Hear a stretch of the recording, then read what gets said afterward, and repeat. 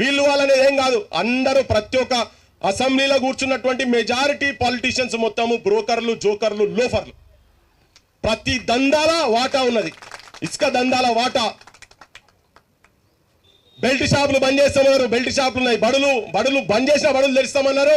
ఇప్పటివరకు తెరవల బిల్లు వచ్చినా కూడా వేల కొద్ది బడులు బంద్ అయినాయి. మీ అందరికి ఎరికే నేను అబద్ధం చెప్తా చెప్పు. ఊర్లలో గాంజాయి తాండవం ఆడుతుందా లేదా? గాంజాయి తాండవం ఆడుతుందా లేదా ఊర్లలో?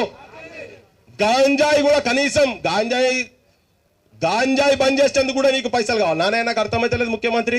నా దగ్గర ఏం లేవు, నేను బట్టలేపి తిరుగుతున్నా, నన్ను గోసుకో. ఎవరు తింటాడా నాయన? నువ్వు మేకవా గొర్రెవా తింటందుకు? దేనికి ఎక్కడికి వస్తుంది? ఆ గొర్రెలు రావాలి నేను తింటందుకు, అంతే కదా. వాళ్ళకు కూడా పనికి వస్తలేదు. ఎందుకంటే పోయిన ఆయనకు చెటాకుండే, ఈయనకు దేడి చటాకు ఉంటుంది గోసి. అంతకన్నా గోసి ఈయన కూడా ఎక్కువ ఉండదు. మాటలు మాట్లాడే ముందు ముఖ్యమంత్రి ఒక బాధ్యతాయుతమైన పొజిషన్లో ఉన్నావు నువ్వు కాబట్టి చాలా జాగ్రత్తగా మాట్లాడాలి. నీ చేత కాకపోతే, నీతో కాకపోతే కాలి బిందెలు లంకె బిందెలు ఉన్నాయనుకున్నా, కాలి బిందెలు ఉన్నాయని చెప్పని అనుకున్నావు కదా, వచ్చి రాజీనామా చేసి పక్కకు